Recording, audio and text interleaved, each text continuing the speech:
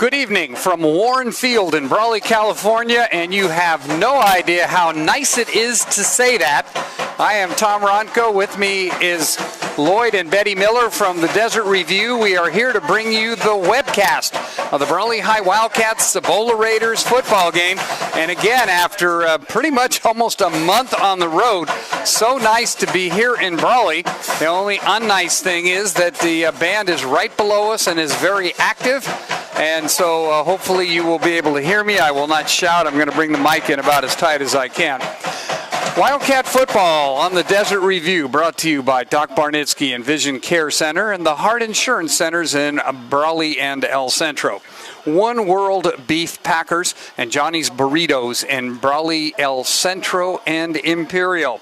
Also by Brownies and the Town Pump, now all in one location, two different sets of hours, same great food, and we will talk more about that as it goes on.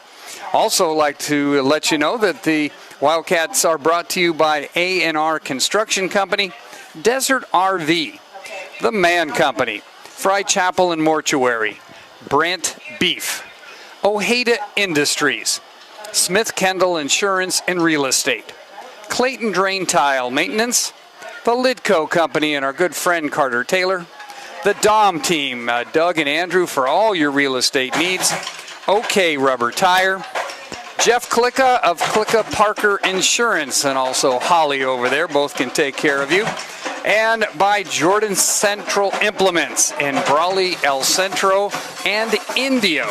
Last time I heard they were in Blythe for a while, still not sure about that. Good evening. Again, I am Tom Ronco. We are set for Wildcat football. Brawley finally getting to wear their blue uniforms, blue shirts, blue pants, gold numerals, kind of easier to see. That's going to be helpful as the night goes on. And tonight we take on the Cibola Raiders. And interesting, Cibola comes into the game 0-1. They lost to the Imperial Tigers 41-14 in Imperial last Friday night in a game I actually covered. But let me tell you, this is not the same Cibola Raider football team. That team was missing 5 or 6 key players, including a big quarterback by the name of Andre Acosta, a 6-foot, 185-pound senior. They had no clue what they were doing. They generated zero offense except for one drive against some non-starters for Imperial. So do not mistake anything as this game goes on. Cibola has plenty of weapons. They are a good-looking football team. They give Brawley lots of problems at home and away. And I'll tell you what, Wildcats are going to have their hands full. Lots of good receivers out there, including Zach Stoltz. Stoltz is a senior, 5'9", 185 pounds, and he took it to the house. Returned to kickoff about 85 yards for Cibola against the Imperial Tigers. So they are big game, big play capable. And, the hard thing is to prepare a team. I was in with the team this afternoon as they were looking at game film of Cibola, but you can't tell too much, and it kept saying, okay, if they're in this formation, it will not be with these people, and sure enough, as they are warming up, it will not be. Number 20 for the Cibola Raiders, Adrian Montoyo, was, I believe, actually the quarterback last Friday night, and he is now a wide receiver, so that should give you an idea that we know we're playing Cibola. We know they're 0-1. They are starting their season much later than normal. Usually Arizona is a week or two ahead of the southern part of the state of California. But this year they actually started afterwards. So the Brawley High Wildcats come in with a 1-2 record. But again, opening up with a scrimmage against Scripps Ranch in Santee. At El Capitan High School, Scripps Ranch, highly regarded. Then they took on the number 7 school in the San Diego section. Mater Dei lost in Chula Vista that game 53-21, but much closer, a couple of breakaway touchdowns near the end, and that really made the difference in that game. Then a close-fought game with Rob Gilster and the Valley Center Jaguars up in Valley Center a couple of weeks ago that the Wildcats lost by a score of 17-6. And a couple of key plays. Calls went against the Wildcats. You got to be able to overcome those, but kind of tough when you're on the road. And the Wildcats lose that game 17-6. Maybe a better point of comparison between Brawley and, say, the Imperial Tigers is going to be the fact that Imperial is playing Valley Center tonight. Also last week, then, the Brawley High Wildcats regrouped with a 48-13 victory over the Indio Rajas. And Indio got an opportunity to play a lot of people, brought up a couple of freshmen, both named Matthew Moreno, number 25, and Matthew Gutierrez. Gutierrez will be starting again tonight at outside linebacker for the Wildcats. So this is just the post-pandemic look at athletics. People were forced to put everybody on a varsity this past spring everywhere in the state of California, and a lot of them have stuck. So a lot of times when a young man who was, say, a freshman would never get a look at moving up besides to JV, they're now suddenly being looked at for varsity. So get used to it. It's the new normal, I would say. For the Wildcats, of course, they will move on, stay at home. We're in the Valley now from now on. 7 games left, 5 here at Warren Field and 2 in El Centro. So next Friday night we will be here against Gila Ridge. And the news on Gila Ridge is pretty simple. They have the first female head football coach in the state of Arizona. So that will be, and as per her quotes, and I looked up a couple of them when I heard right away, it's the first thing I heard when I started researching Gila with some people in Arizona is, oh, they got a female head coach. She wants nothing more made of it than that. So we will make nothing more of that. But they will be here next week. Their first game is actually this week. No, they lost last night. Let me see, I got that. They opened up last night and they played Glendale out of, I believe, Tucson or Phoenix, perhaps. And they lost 28-7. Their only score was on a kickoff return.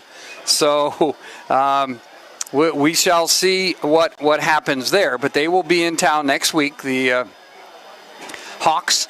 And then on the 24th, we will be here to take on the Fallbrook Braves. And what I believe, at least since I've been here in the 1970s, we have never played Fallbrook. I can't remember playing them in anything, except maybe at a tournament in basketball or something like that. So the first time the Fallbrook Braves will be coming down to the Imperial Valley, and hopefully it'll be a little more hospitable than the 100 degrees and humidity it is tonight, and that will be in a couple of weeks.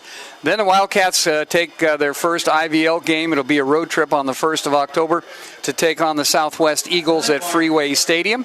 And then we will be back on the 8th to host the Imperial Tigers. And then we'll be here on Thursday, October 14th. It will be a Thursday night game as Brawley hosts the Calexico Bulldogs. And then about 15 days later comes the Bell game. That will be on October 29th. When the Wildcats will be traveling to take on Central. So 2 trips to El Centro. The rest of the season is here, and as I say, great to be home.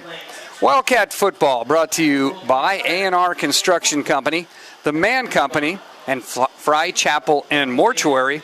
Also by Smith Kendall Insurance and Real Estate, Johnny's Burritos and Brawley Imperial and El Centro, and also by Hart Insurance Centers. Okay, the Wildcats are a little dinged up. Claudio Angulo, who was starting and was out last week, is still out. As I said, the 2 freshmen are back.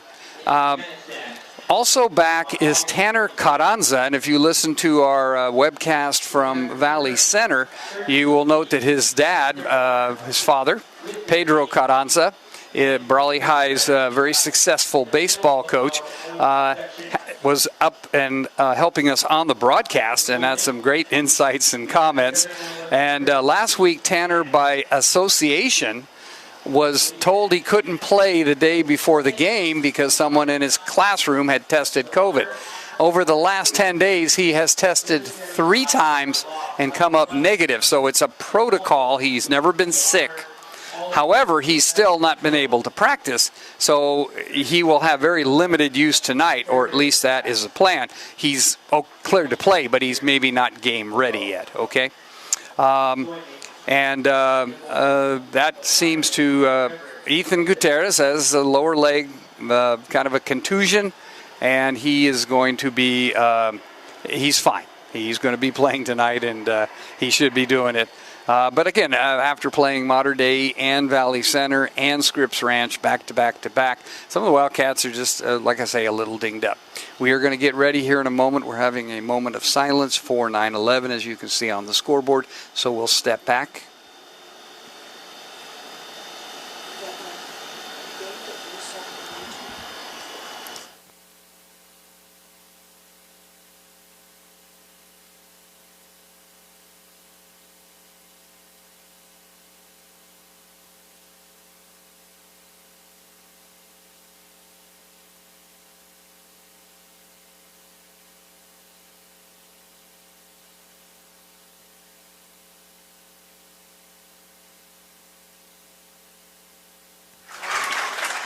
Okay, welcome back to the pregame show. Again, it will be the Cibola Raiders, and a different Cibola Raider team than the Valley has seen yet. And as they line up across the way, kind of a good-looking squad, much different, just their whole attitude warming up for the game versus the warm-up last Friday night.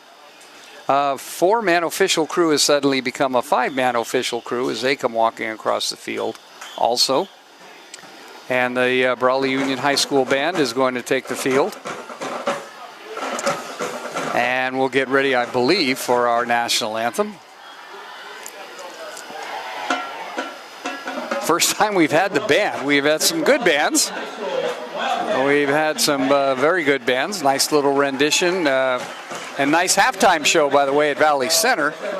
Their version of, I guess, some kind of cattle call type of thing. And it was line dancing with the students, and it was just a fun time. If you have an opportunity, it's posted on Facebook, I believe, and also you can go out and catch the webcast. You want to check out halftime. It's extremely interesting. And the Wildcat Marching Band is out on the field, and we're going to do our national anthem. In the playing of the national anthem.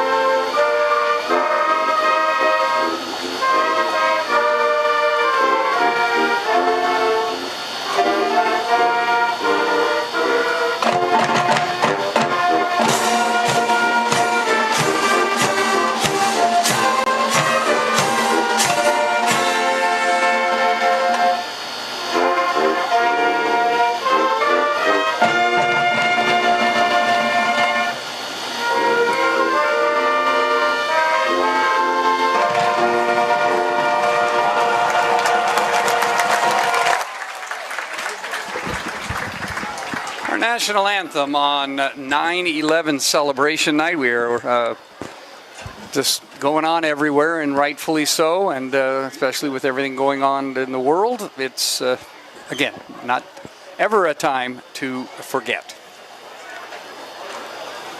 Okay, we're getting ready for the coin toss, and again, probably tell you what happened last week around the Imperial Valley. Brawley defeated Indio, of course, by a score of 48-13. The Hogueville Vikings last Thursday night defeated Hoover High out of San Diego, the Cardinals falling to the Vikings 44-21. Last Friday night, the El Centro teams took a whooping, and University City and Palm Desert scored 129 points against the two El Centro teams, and Central was held to 14 points by Palm Desert. Southwest was held to 6 points by University City. So figuratively, and you're going to have nights like this in the preseason, especially in some of the areas like Palm Desert, where they really, quite frankly, did not play football. There was a AAU passing league up all last winter, pandemic or no, in Palm Desert, Palm Springs area. Teams came out from LA, and a lot of the teams from Palm Desert traveled into Arizona, which was open and playing. So they are, in certain sense, out ahead of our local teams. So southern section especially, a little bit with so many schools to try to police, just not going to happen. But anyway, not a good night for the El Centro schools. Meanwhile, again, Cibola was beaten pretty soundly by the Imperial Tigers, but again, not the same team in any, well, they are the same team in a certain form, but they're all in different positions. And again, you're going to hear a lot of noise tonight from senior quarterback Andre Acosta, 6 feet, 185 pounds, and that looks like it's not being fair to him. He looks pretty stout. Also, last Friday night, Matt Self, former Brawley Wildcat center and coach on the Wildcat staff, lost his opening debut as head coach of the Calipatria Hornets, losing 27-0 to the Calexico Bulldogs. And elsewhere, Vincent Memorial defeated El Cajon at Southwest High School 14-12. And the Palo Verde Yellow Jackets, who are no longer in the Imperial Valley League, but they'll be in the Desert League. So they're still playing basically based in the Valley. They lost to Coachella Valley 21-10. Tonight, Cibola is at Brawley, of course. Yuma, who has not played a game, will be at Ward Field in Calexico to take on the Bulldogs, who are off to a 2-1 start. Valley Center, as we mentioned, Rob Gilster and the Jaguars are taking on David Shaw and the Imperial Tigers right now. Central has traveled to Monte Vista. Both teams are 1-2. Vista, Panthers. And Vista is out of the always tough Palomar League, so that will be a good test for the Spartans as usual. Vincent Memorial is at Castle Park that got plummeted by Calexico, so we'll see what happened there. And Maranatha Christian is at Hauteville. Tomorrow night there will be no less than 3 games, as the Kofa Kings will be at Southwest High School. Morris High out of San Diego is traveling all the way to Palo Verde Valley for a 7 o'clock game. And the Calipatria Hornets will be at St. Jean La Testanac Catholic Private School in Temecula. First year with 11-man football. Out of the Hamilton League, if you are a Hornet or just ever followed the Hornets, you've heard of Sherman Indian. Always was a staple on their football schedule back in the days out of the Anza League. And so this is a new school in the Anza League, and Calipatria is going to be the first in the Valley to try their luck against them. Okay. Brawley will receive. I don't know if they picked that or they lost the toss. Honorary police officer out there to toss the coin. Brawley's captains, by the way, number 13, junior quarterback Ethan Gutierrez, and senior running back Isaiah Young. And usually the Wildcats have 3 or 4 captains, but this year a lot of juniors, a lot of sophomores, and some freshmen, and not a lot of seniors. And so they just elected who they elected, and if the team's happy with 2 captains, so are we. All right. Brawley will receive, and back for the Wildcats is number 4, and that is going to be Brandon Porras. I think his twin brother is Brandon is number 4. Number 52 is Brian. And Brian, the stalwart, only returning veteran on the offensive line for the Wildcats. Also back there, Daniel Camilo Jr., and that's number 6. So here we go. And the home season for the Brawley High Wildcats will be underway kind of momentarily. I'm not quite sure what the holdup is. Now we're trying to get a referee in position. Okay. All right, everybody's ready. 1, 2, 3. Here we go.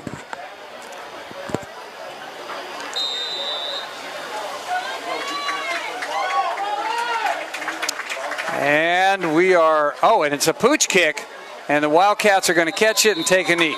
So just like that for the Brawley Wildcats, number 22, that's Dawson Figueroa, who is the backup quarterback and plays a number of positions, including wide receiver, and is on the good hands team. So Coach John Self correctly predicts a pooch kick. The good hands people are there, and Brawley will start at their own 40-yard line. So that's going to be a nice place to start a drive.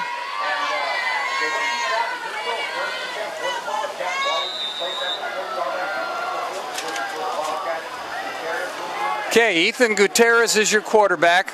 Running backs for now is Isaiah Young, and Ethan's going to take it on an option. Hurdles a would-be tackler. He's at the 50, the 45, then takes a pretty good hit from number 8, his counterpart. That is, no, that's not his counterpart. That's George Garcia, who was a Wildcat quarterback last week, so it is his counterpart. He ran the Wildcats, scored the only scrimmage touchdown, and now we have a late flag, but they're going to bring it back. I thought it was a hit to the head, but it's not. This is going to be a hold, a push in the back by Brawley. So it's going to be a first down, but it's going to negate and a penalty right out of the box, a big one on the Wildcats. I thought we were back at Warren Field. Maybe we're not. Maybe we're still on the road. Okay, we'll see how this works out. Okay, a couple again. Much better size young men out on that field than we saw at Imperial. And with 11:37 to go, Brawley's got a 1st and 10, their first 1st and 10.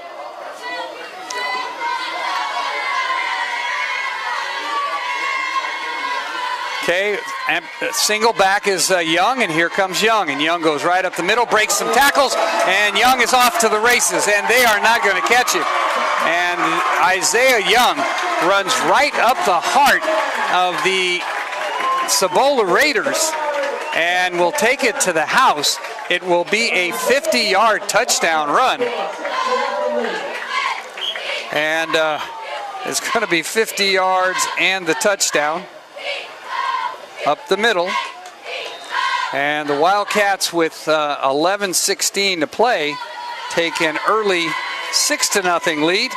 And Jorge Haro is stepping up and trying to add to the score. Haro's extra point kick is up, and it is good. So as the band plays the alma mater, the Brawley Wildcats are suddenly up 7-0, and welcome home, Wildcats.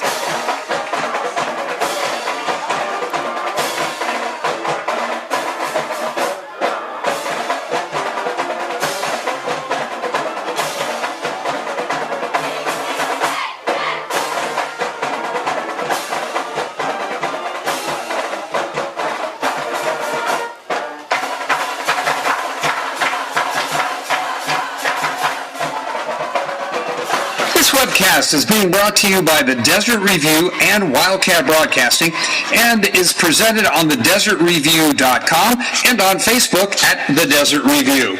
Brawley football is sponsored by Hart Insurance Company, the Dom Team for Real Estate, Johnny's Burritos in El Centro, Brawley and Imperial, Ojeda Industries, and the Man Company. Okay, welcome back to Warren Field, and a nice welcome home for the Brawley High Wildcats as senior Isaiah Young on his first carry runs 50 yards, and the Wildcats are up 7-0. Jorge Haro, another senior, set to kick off for the Wildcats, and he drives it deep. Expecting a pooch with Cibola. They'll take it on about the 10-yard line. Wildcats stay in their lanes, and a nice tackle. Takedown from behind for the Wildcats by number 24, and that is Gilbert Corrales, a.k.a. Tweety, And coaches do not like him being called Tweety, but I think that's a great nickname. Okay. I'm sure more football-y would be Bruiser. Okay, so it'll be 1st and 10 for the Cibola Raiders on their own 14-yard line. And again, new quarterback, so we will see what this gentleman brings to the table.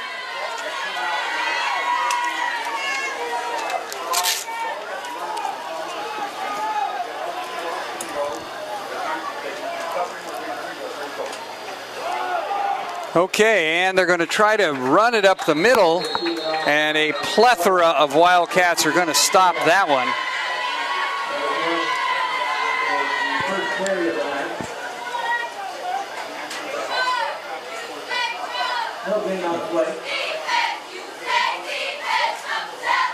Okay, gain of about a yard, as you can see.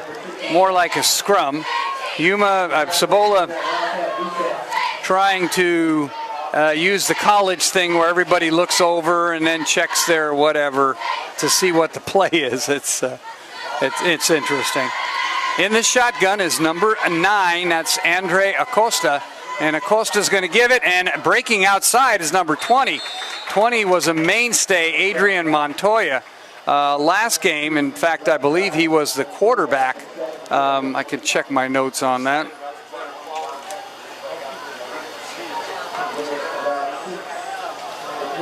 Looking, and any case can't tell from that, but he picks up 5 yards, bringing up a third, or 6 yards. No, 5, because it was 1. So it brings up a third and about 5. And back to pass is Costa, and he tries to get out, but he is buried. Good-looking young man and tall, but he apparently not extremely quick on his feet. And he is going to be knocked down after a gain of a yard. And the Yuma High Criminals are going to be forced to punt. So the Wildcats, with 9:24 to go and leading by a score of 7-0, will be getting the football back on a balmy evening in the Imperial Valley, where we have kind of thunderstorm kind of atmosphere and hot and humid. About 100 degrees at game time, so not much better right now. Okay, Yuma with a very, very deep drop, and that's what the Wildcats want to do, is go after it. It's going to take a bounce, and the Wildcats are going to pick it up. Kind of a dangerous move out there by number 6. That's Camilo, and Camilo dances and whatnot from the 39 out to the 45-yard line. Again, the Wildcats did kind of a rush, but the Yuma punt person, okay, 96 and clear. I didn't think it was clear this afternoon, to tell you the truth, and I got caught in a thunder shower coming over the mountains yesterday afternoon from all the way from Golden Acorn, just driving right down there almost all the way to Jacumba. It just dumped. Yeah, and I thought, okay, I'm from Northern California where they would go kiss the street if they saw rain at all, and now here I am, I don't want it at all. Back to pass, Ethan Gutierrez on first down, throws out in the flat, hits number 10 out there, and that is Daniel Camacho, if I got that right. Daniel Camacho, a junior. And Camacho with a catch.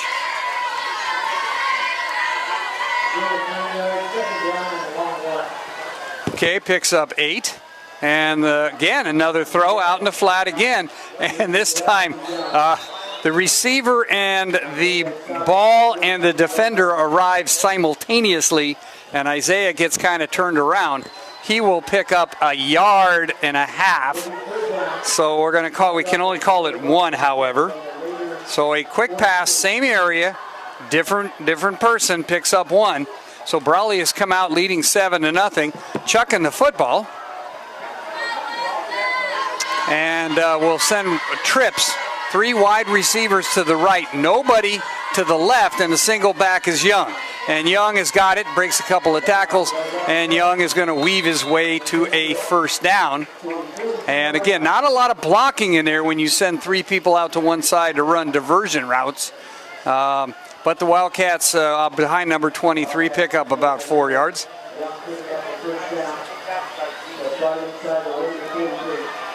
Okay, so it'll be 1st and 10 at the 42. And here come the Wildcats. Oh, no. And we thought the Wildcats were coming. Bad exchange between Brian Portis, and he's not too happy with somebody. One thing about Ethan Gutierrez, if you recall, he was a freshman and not an old or a necessarily physically big freshman. He's just a freshman. And he will now tell you that, he was being chased around by adults, literally. And he has grown into his role, and Ethan has been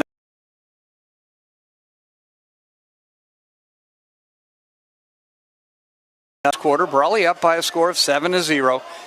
Gutierrez now puts trips out to the left, and he's going to run the option, gets a comeback block, stumbles a little bit, and runs out of bounds finally. That's going to get him down to the 32-yard line, and a Brawley first down.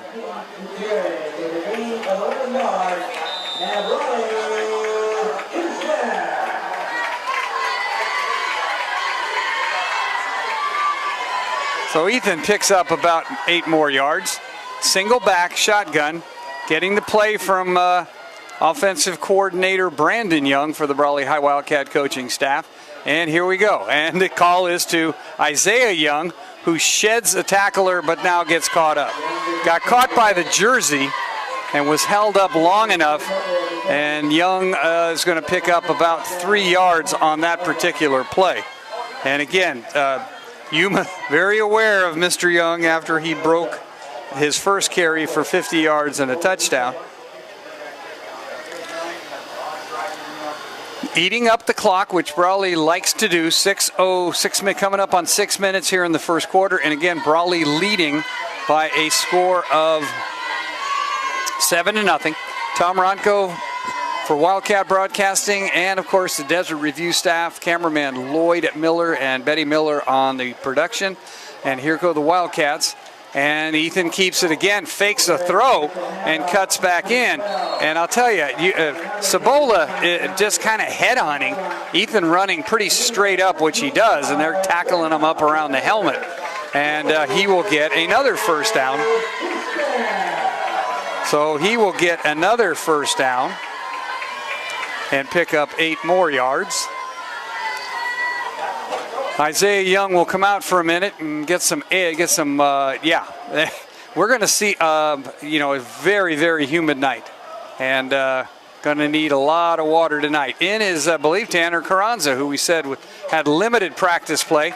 It's a pitch to Camilo on the wing, and the wing back is going to cut inside and be gang tackled, and he will pick up about 5. So a pitch to Camilo, just kind of trying to keep everybody off balance. We'll pick up about 5. Oh, make it 7 yards. So a nice run by Camilo as Brawley again does what they like to do: control the clock, keep it moving. We're up at 4:40 and counting. Wildcats up 7-0. Have a second and about 2 or 3 on the 9-yard line. So inside the 10, they can get a first down by getting to the 5 and not have to score a touchdown. Okay, Gutierrez looks everything over. One wide receiver, double wing, lots of motion. And here goes.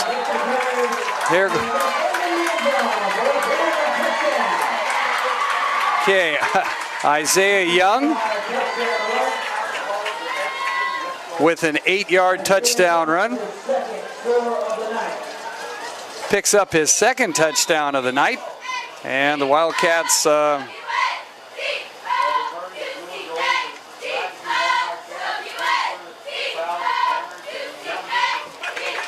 okay, and the kick is up, and the kick is good. So with 4:16 to play, the Brawley High Wildcats have extended their lead to 14-0.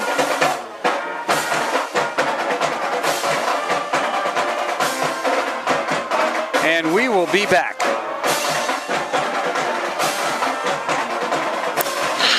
This webcast is being brought to you by the Desert Review and Wildcat Broadcasting and is presented on thedesertreview.com and on Facebook at The Desert Review. Wildcat football is sponsored by OK Rubber Tire Company, Jordan Central Implements, Desert RV, Brant Beef, Carter Taylor and Lidco, Clayton Drain Tile, and Fry Chapel and Mortuary. And now back to exciting Brawley High Wildcat football. Okay, welcome back to Warren Field, where the Wildcats have gone up 14-0. Isaiah Young scoring twice, but the key to that prior drive, if you're watching or watching the replay, is the running of Ethan Gutierrez. Gutierrez a little bit hobbled at Valley Center, appears to be back. Now the pooch kick by Haro, and the Wildcats no fair catch signal. And the Wildcats kind of bumped number 23. That was Daniel Camilo. He kind of turned his shoulder at the last second. Referees are kind of talking about it like, was there something that went on there? I don't think that the guy was out of bounds or anything like that. So Cibola will take over. It'll be their second possession. They went 3 and out last time. Last time they started on their 14. Now they're going to start on their 35. And we will see what happens. 4:16 to play, kind of a slow-moving first quarter on a warm evening. And the quarterback, again, is number 9, Anthony Acosta. And Acosta throws over the middle. And no, he doesn't. He ends up giving it to number 20, who was the quarterback last game, I believe. And that's Isaac Rios. He's a junior, and Rios picks up about 7 or 8 yards. So Cibola coming out looking to answer the Wildcats. We'll bring up a 2nd and 2 at the Cibola 43, excuse me. Their field position looks much better than it would because of the pooch kick, but Brawley not too worried about defending the smaller field. Trips again now, this time to the right again. And again, an inside handoff, but this time Wildcats are there to get all over that. Number 31 for the Brawley High Wildcats. And that would be Chris Camilo. He is a sophomore, a right inside linebacker, made the first contact. Number 67 for the Brawley High Wildcats. That's Bernie Bustamante, also in on the tackle as a defensive lineman.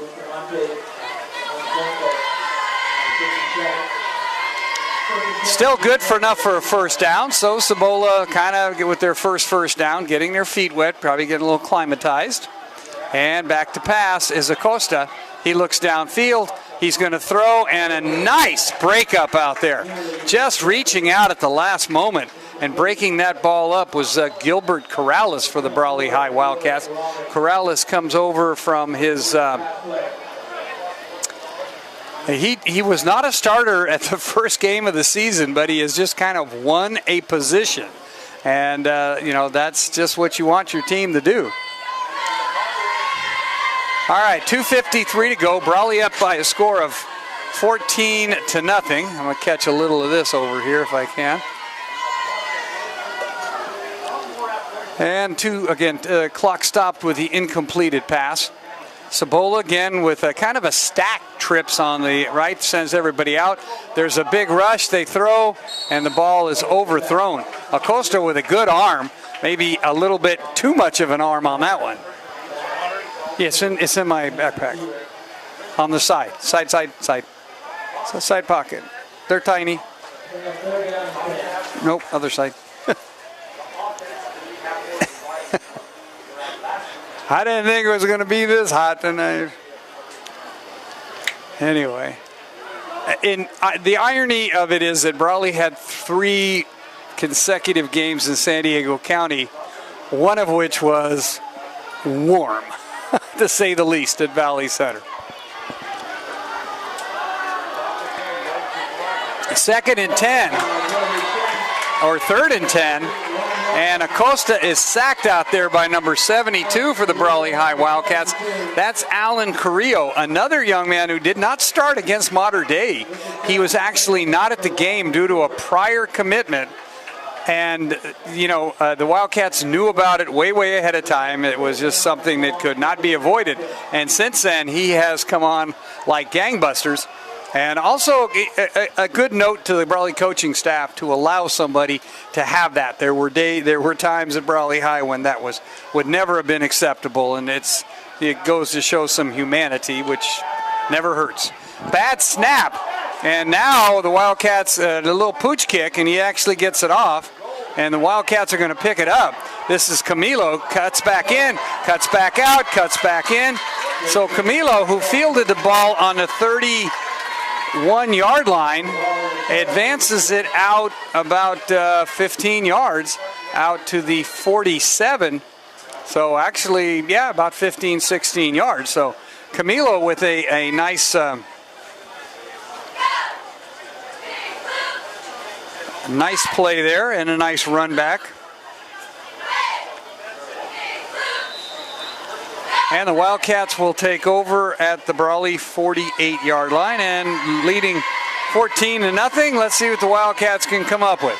Out of the shotgun is Ethan Gutierrez. He has a wide receiver to his left, 3 to his right, which means he's got 5 linemen and Isaiah Young to get him some protection.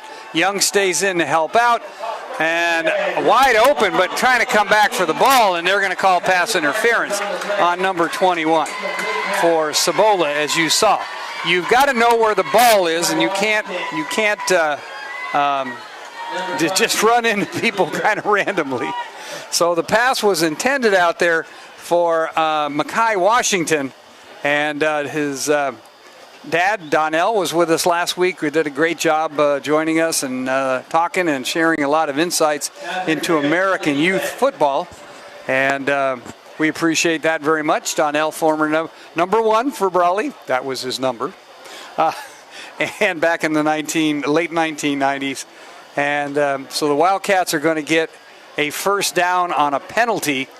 It's 15 yards. It's not where the infraction goes. That's only counts in the NFL. Okay, so now the Wildcats are going to have a tight end kind of in tight. Everybody's tight. 3 receivers on the left. Back to passes Gutierrez. Empty backfield. He throws to Young, and Young, just watching that play very, very well, was Isaiah Areola for the Cibola Raiders. He's watched the film and seen the Wildcats do that. Remember that Cibola has lots of film on Brawley. This is their 4th game. Brawley did not have really a clue, not having seen half of the players that are out there for Cibola. 1:20 to go. Brawley up 14-0. Glad you could join us. Tom Ronco and the Desert Review crew. Over the middle and in and out of the arms of number 17. That is Robert Platt for the Brawley High Wildcats, just a sophomore. Again, the grandson of Jay Platt, and just has that same smile. Okay, any of you went to school, played with Jay, you know what I'm talking about. Just has the smile. Okay, 1:12 to go here in the first quarter. Now the game's slowing down a little bit with the incomplete passes on both sides. And Camilo he's kind of staying out, probably doing a little bit of that hocus pocus too. Going to have a wide receiver, that's Washington up at the top of your screen, 3 down below your screen. Gutierrez looks it over, going to pull it back, and he's going to get caught down from forward and behind. So not a lot there. Nice read by number 30 and number 10, and we don't have a number 10 for Cibola. See what I told you? Not even on the roster. How can we know what that guy could do? Okay, that'll bring up a 4th down for the Wildcats. 4th and 5. So the drive is kind of stalling a little bit. Got a first down on a penalty. Tried a couple of passes. But again, it is a preseason game. And Brawley trying to fine-tune their offense when they have a lead and can do so. And they are up 14-0 on what should be the last play of the first quarter. Under center is Gutierrez, and here goes Isaiah Young again. And Young bobs and weaves his way down to a Brawley first down. So Young is going to pick up about 12 yards on that.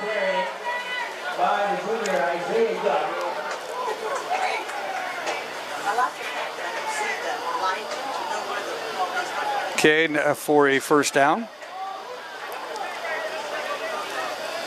And the Wildcats quickly come out trying to get a playoff before the end of the first quarter. Maybe, maybe not.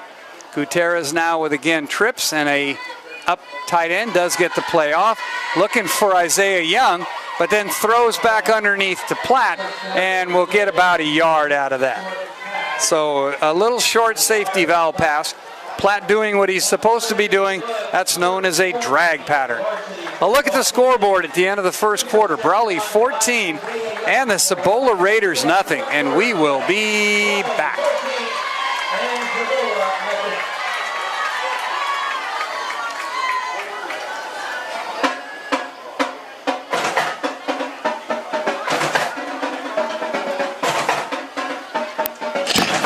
This portion of Wildcat Football is brought to you by Ojeda Industries, located on the corner of Best Road and Jones, across from the airport in Brawley.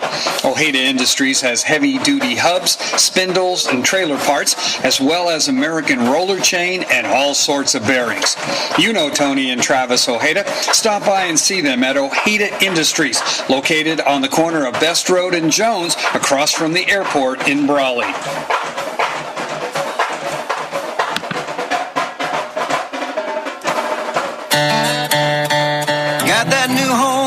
And you're keeping it covered. Brad, I can help with coverages. Man-to-man coverage, zone coverage, combo coverage. I don't know, Peyton. I was thinking the types of coverages that your nationwide agent offers. Oh, like home, auto, business, life, farm, boat, your tour bus. Products availability varies by state, agent, and other factors. Nationwide Mutual Insurance Company, Columbus, Ohio. For all your many sides, there's Nationwide. Call Hart Insurance Center, 898 Main Street, Brawley, or in the Prince Plaza, 1503 North Imperial Avenue, El Centro. Since 1945, we have a heart for personal service.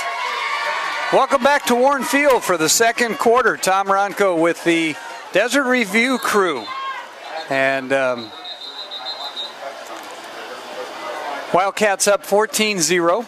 And Isaiah Young starts the second quarter by calling timeout. So we will step back.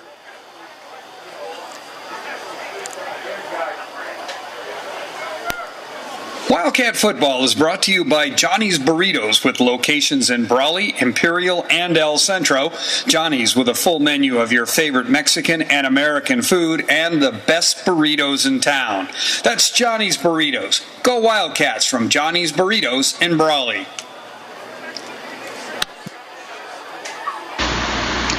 Broadcast rights to this BOHS contest have been granted to the Desert Review by Brawley Union High School District and is intended solely for the enjoyment of our listening audience. Any rebroadcast, retransmission, or other use of the production without the express written consent of the Brawley Union High School District is prohibited. Shows you Simon's not listening. Or I'd have heard about it before now. Welcome back to Warren Field. We'll try starting the second quarter again. Now we'll see if everything is in it. Let's bring the up to date. Brawley's up 14-0. They have a second and 9 from the Cibola 21-yard line. Ethan Gutierrez with a deep drop has a man who beat his man, but he can't get the football to him. That would be number 5, Mackay Washington. And was able to get outside, but Ethan could not put it over his shoulder. But every one of these is calculated. Ethan, by the way, who, if you were with us at Valley Center, baseball coach Pedro Carranza and Coach John Self of the football team kind of did a deal. Tanner Carranza asked if he could come out for football because he wanted to play with Ethan. Then come baseball season, Ethan asked Coach Carranza, can I try out for baseball? And suddenly, supposedly, Ethan is a prospect, actually. So who knew? And we're hoping for good things from Tanner. He already punted 66 yards. That's enough for me. And here's Isaiah Young. And again, everybody tackling high. But these are kind of big, strong guys from Cibola, because they're arm tackling, so they got some pretty good size arms to pull Isaiah down. Isaiah also, and I noticed Ethan running a little bit too much cigar store Indian. Maybe if they get lower, it makes the arm tackles a little bit tougher. Okay, Brawley now with its second fourth down. They already converted one. It was 4th and 5. This is 4th and 6 from the 18-yard line. We are not going to try to roll out Jorge Haro to try a field goal just quite this early. With the Wildcats leading by a score of 14-0. We'll see what they come up with. They put Platt way out to the right, and in the slot next to him, Camilo to the left, I should say. 2 receivers to the right. Gutierrez looks everything over, and now we're going to get our second timeout of the second quarter. Part of the problem or difficulty with installing this multifaceted offense is the fact that there's miscommunication, okay? And remember, there was a pandemic, so for 16 months, these young men were not involved in football. So almost starting from scratch. The spring season was great for the seniors. I guess was great for morale. Is great for a lot of things. What it wasn't was great football. Let's make no mistake about that. Okay? So you got people, again, you had people, other coaches, other schools told me the same thing. Freshmen who just went to conditioning and then, hey, we had one team there on the varsity and they're now walking around campus with a Letterman's jacket, okay? All right, and they're probably playing JV. But that's just where we're at, and that's what happens. And that year is the year, but it's changed things. So here we go. Let's see what the Wildcats come up with this time. 4th down, so it was a big play. Coach John Self and assistant coach Brandon Young, offensive coordinator. And Gutierrez comes up with, well, I'll tell you, that's a good 4th down play. That's a good 3rd down play. That's a good 2nd down play. And that's a good 1st down play. Give the ball to Isaiah.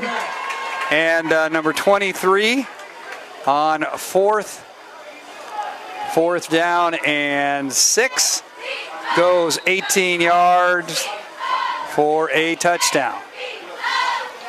So a lot of cloak and dagger stuff, and in the end, here we go.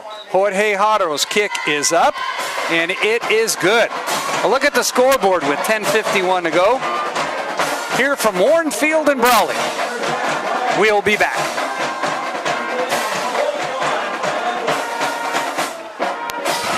Whether you're buying, selling, or renting a home, or for all your agricultural real estate needs, call on the Dom team, your experienced hometown agents who have served the Imperial Valley since 2002. Let the Dom team make your next real estate transaction more successful and enjoyable. Give Doug or Andrew a call at 760-427-6741. The Dom team, proud supporters of Wildcat football. Okay, welcome back to Warren Field. Brawley High Wildcats have been feeding the Cibola Raiders a steady diet of number 23, and he's responded with 3 touchdown runs, and the Wildcats are up 21-0. And again, not quite as simple as it was at Indio. This is a good football team we're playing, so encouraging that the Wildcats are able to up their game. And I'm just somewhat amused that we call timeout and do all that cloak and dagger stuff and give the ball to Isaiah. But I'm sure there were other options. Short kick, Cibola's going to take it on the Brawley 21, and no, they're not. Somebody's calling it dead. And I don't know why they're calling it dead.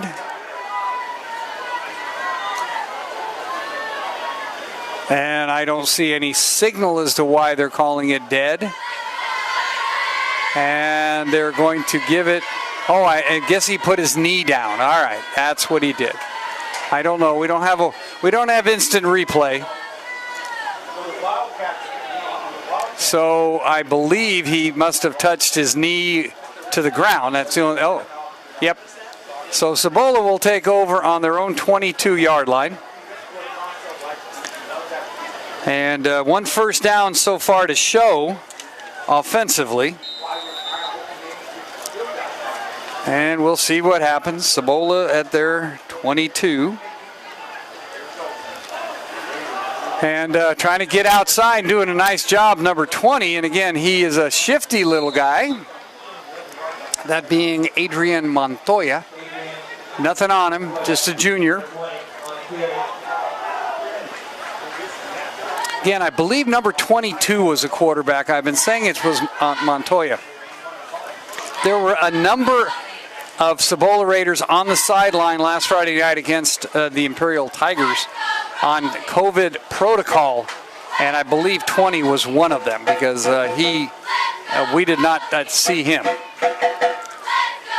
22, by the way, went out after a blow to the head that was a 15-yard penalty against the Imperial Tigers, and I don't know that he's returned or in concussion protocol or what. Wildcats bring the house and getting out there and trying to fight for the ball. Good coverage out there for the Wildcats by number 23, Isaiah Young, as Acosta went back there and heaved the ball up. You can see that he's got an arm, okay? So the Wildcats have to respect that. It was second and about 2, so a nice play to take a shot. The Wildcats were ready for it. Your free safety back there roaming around, by the way, is Aiden Torres. And he is a junior, and he's playing deep. But they're going to try to run inside, but the Wildcats may have stopped that. It's going to be an interesting spot as to where they spot that ball. Suddenly the side judge becomes a very important person because they're going to spot it where he tells them. And he said it's going to be, where are they going? It didn't, I was kind of iffy on whether or not that was what happened.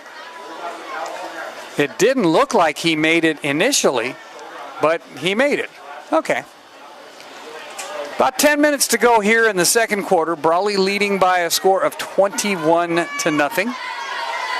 And Cibola trying to get something going. They're going to go back to running inside. Not a good idea against the Wildcats, as they have a plethora of players there. Down the bottom of the pile, not quite sure, but I know 17 Platt was in on it. And we'll also give number 37 for the Brawley Wildcats. Or is that 35? No, that 20, okay. 27, that's Boris Gonzalez. No, 37, I'm sorry. I'm looking for a 37. And I'm not sure we have one, maybe over there. 9:17 to go. And again, a little zig and a zag, but this time the Wildcats coming up to swarm on that. Number 35, the freshman Matthew Gutierrez, taking a little shot on the way by, but it was the inside boys that got on that one early. And the Wildcats force a yard loss. And we'll give some credit out there to number 8 for the Brawley High Wildcats. That's Chris Hutchings. And Hutchings is the nose guard. And because he's normally double teamed, doesn't get a lot of credit. But that time he was able to fight off 2 blockers and get a piece of the runner. 8:35 to go.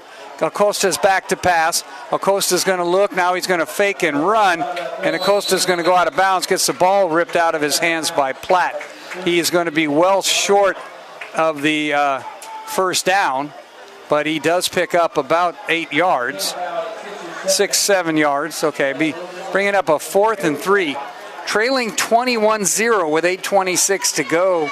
Clock stopped because the play went out of bounds here in the second quarter. Let's see what the Cibola Raiders come up with. They are not looking like they're going to kick. Okay, their coach is over there doing all kinds of histrionics. And they're all looking at each other like, okay, what's the triple kick? I don't know if Lloyd's getting a shot of that guy over there in the corner, the big guy over on the far side. And he's giving all kinds of hand signals. But it's 4th down. It's going to be a quick pass out in the flat trying to get 20 loose. But 20 is not going to get loose. He's going to be taken down from behind. The guy that initially made the contact was Hutchings. Hutchings kind of got ran over in the play by a bunch of people. And he comes up and he's cramping and he goes back down. So they're gonna call an official's timeout and get Hutchings to get some water, get him off the field, He just kind of maybe got stepped on or whatever. But he is down and in some kind of pain.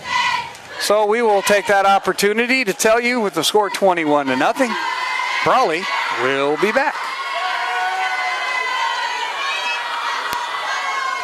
Brant Beef, the true natural, is a proud sponsor of tonight's Brawley Wildcat football game. Brant Beef is dedicated to helping you know the difference and to taste the difference in their beef products. Go Brawley Wildcats from the Brant Beef Company. Speaking of our fine sponsors, my son a couple of games ago sent me posters and the brochure and everything that Brant Beef was the beef at the Del Mar racetrack.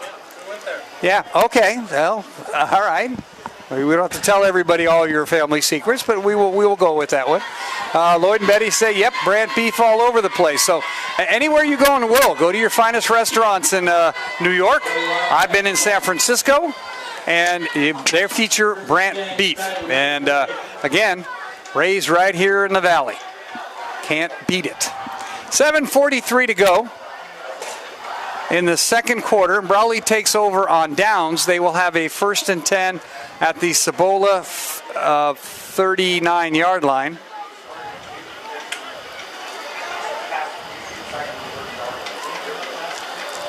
And back to pass is Gutierrez. Going to take a shot over the middle. Wide open is Platt. He cannot hit him in stride. But Platt with a beautifully caught pass. And that's going to be a play that is going to pick up about 21 yards.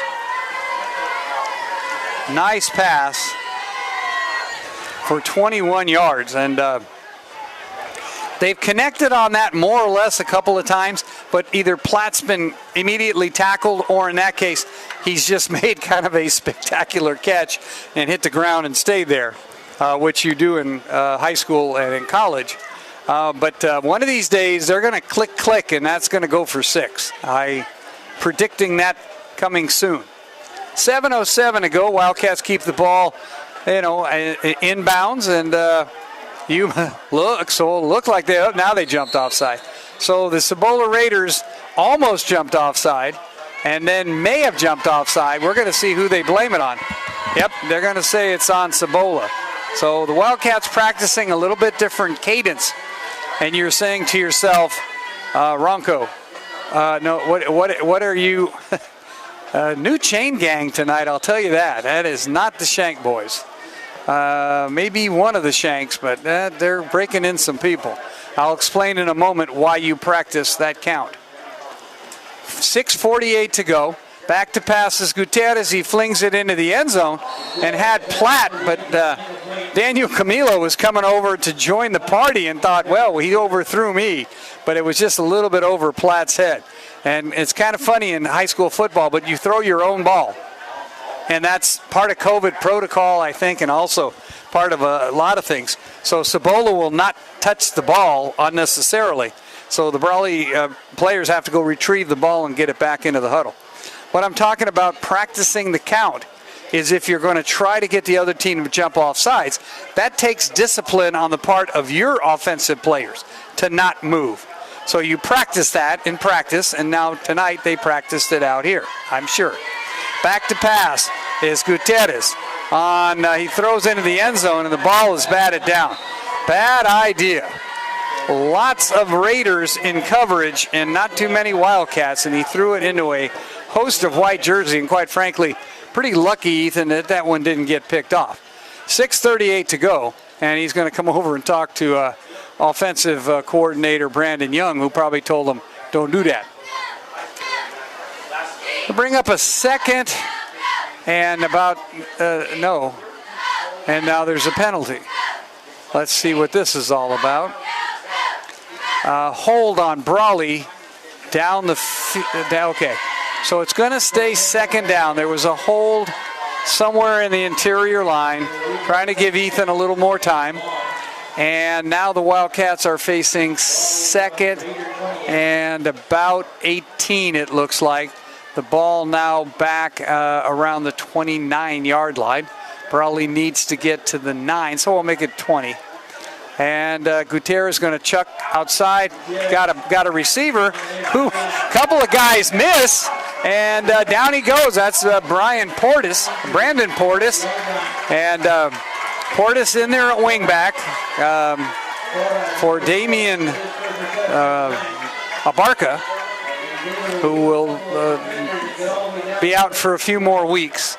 And Brian making a case to stay in the lineup, and a nice pass. And that will be about 15 yards.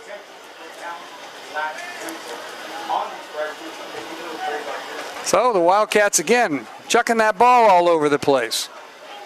If you have not seen this football team, you got to come out, be at home next Friday night against Cibola, be at home the following Friday night against Fallbrook. Come on out, Wildcat fans, and see your team. This is an exciting football team with a lot of juniors. Going to be exciting next year. Oh! And throws it to the wrong side. Had him wide open. And again, made the receiver, that's Washington, do a pirouette, and just a tough catch. And so those plays are open. That's the point. Okay, we're missing them, but they're there.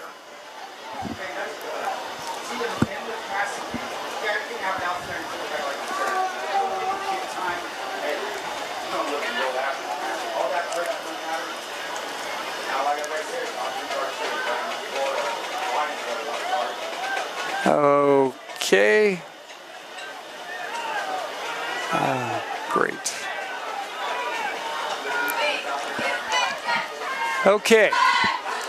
5:37 to go. Everybody resets. Brawley now with trips to the left. Wide receiver down here to the right. That's Washington. Back to pass. They're going to throw it over the middle, and Washington has a touchdown. All right. Told you that was going to work sooner or later. Okay, so 13 to number 5, and that's going to be 15 yards for a TD. And Wildcats will try again another extra point with 5:32 to go here in the second quarter.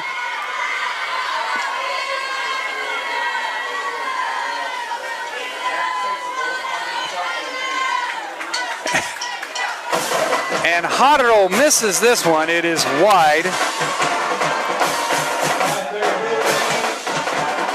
But a look at the scoreboard. Brawley 27 and the Cibola Raiders nothing on a 15-yard touchdown pass by Ethan Gutierrez to Mackay Washington. And we will be back.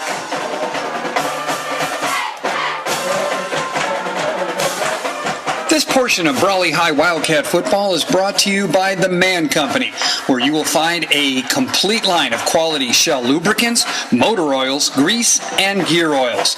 You'll find the quality and the service you need at The Man Company in Brawley, located at 1313 Main Street.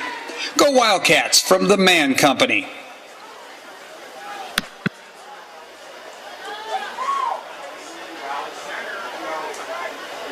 Okay, welcome back to Warren Field. Tom Ronco, Betty and Lloyd Miller from the Desert Review, and you're watching this webcast or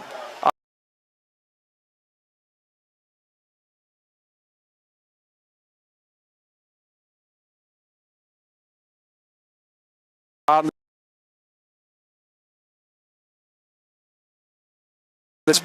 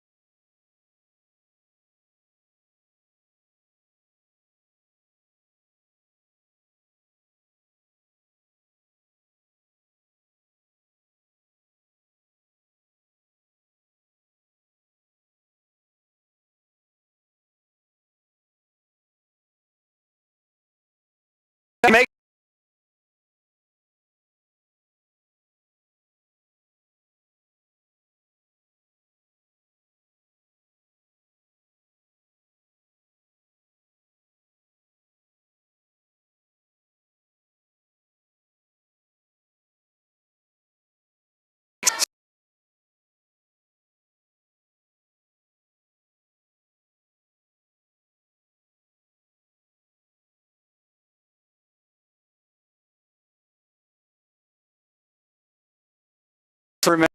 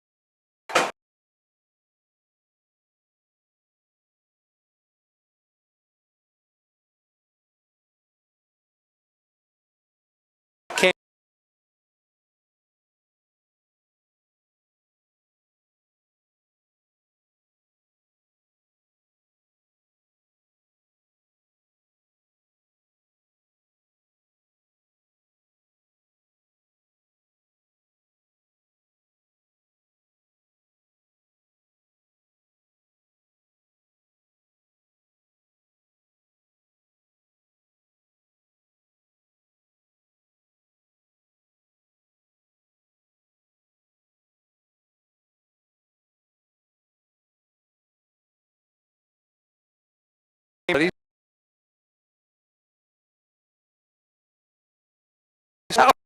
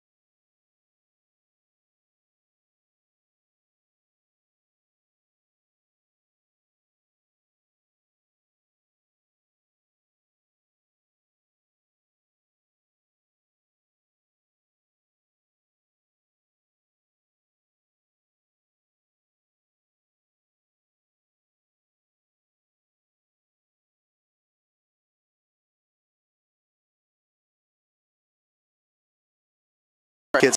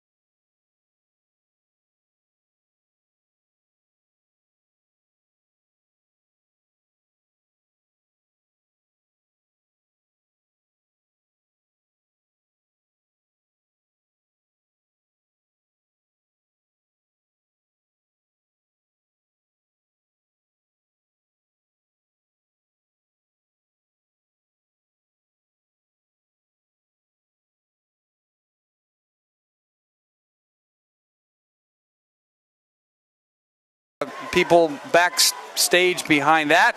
And the Wildcats, who took the opening kickoff, and a couple of plays later, got a 23-yard touchdown run from Isaiah Young to lead 7-0 and now lead 34-0. The Wildcats will kick off. I'm not sure whether I'm sure that we lost the toss, and the new thing now is to defer. Defer to second half. Yeah, defer.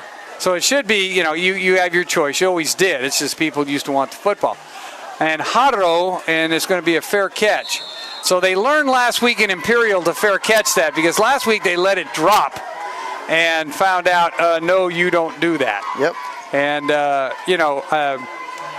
again, because of the just a lack of practice all spring and everything, and this is stuff you go over all winter, right? When you practice special teams. That they definitely do, Tom. And one thing that a lot of these kids didn't have the opportunity to accomplish this past 9 months is getting back in the weight room. Also, so some kids have the opportunity to do it privately or go in an outside gym, but you can definitely see that our strength doesn't look like we're at 100%.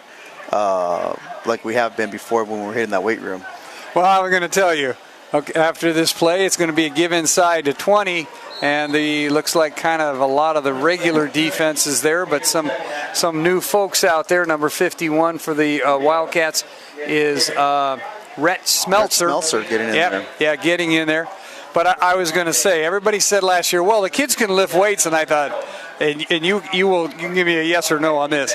When you thought you were lifting weights and when Coach Bishop thought you were lifting weights, might have been two different concepts, correct? Well, not only Coach Bishop, Coach Self too. You got when we were brought up through Brawley football, it was we started off with Coach Swearingen my freshman year, and there's always a funny story with Coach Swearingen. When I was a freshman, I thought I was Billy Hotshot, and I left a weight belt where I shouldn't have, and running to the outside, got stopped by Brawley, and Coach Swearingen let me have it. So he definitely was one of the tougher ones out there, that's for sure.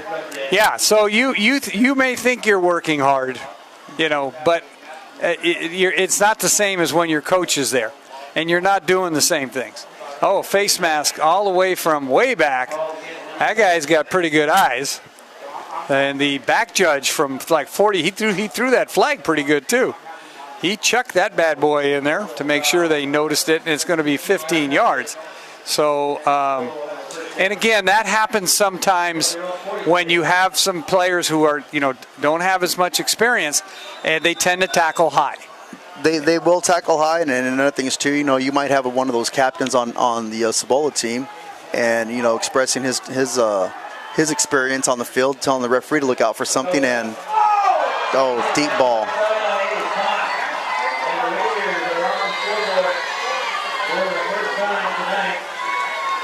Okay, so a 54-yard touchdown pass.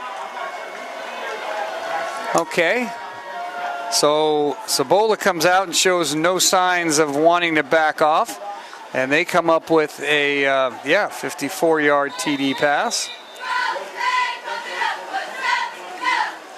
And suddenly it is going to be 34-2.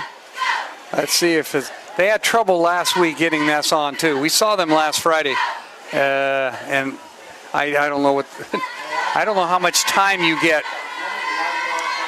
but you don't get forever, I don't think, to get organized. And it is the second game of the season, so they're going to go for the 2-point conversion.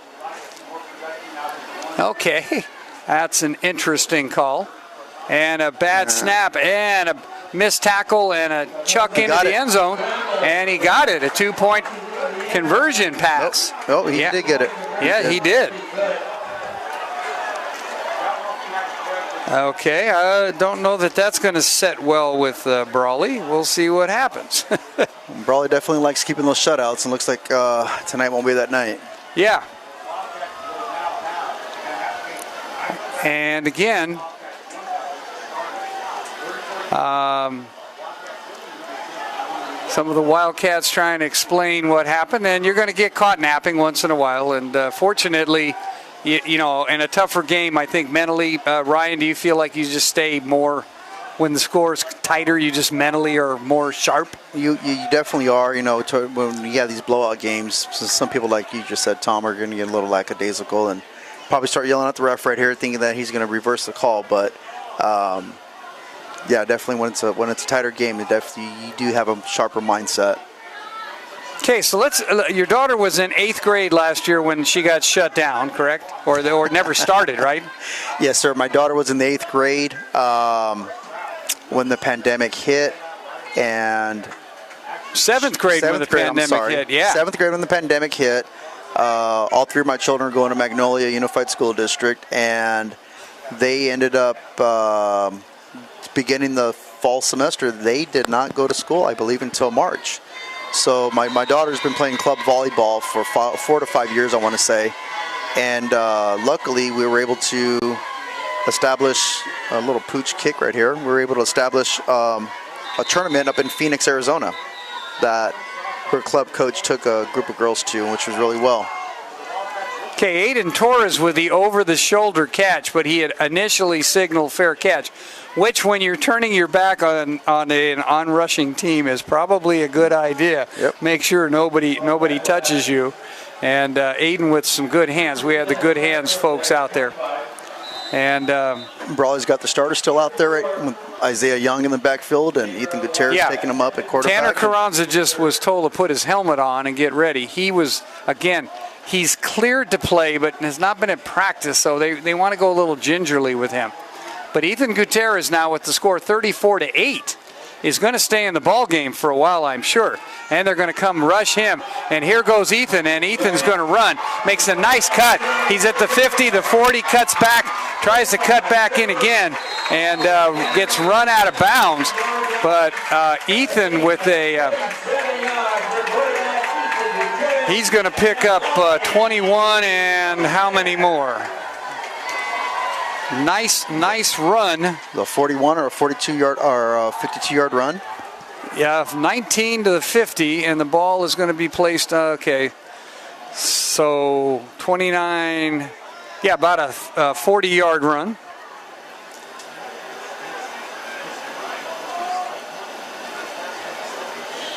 Comes out with a nice little 40-yard jaunt.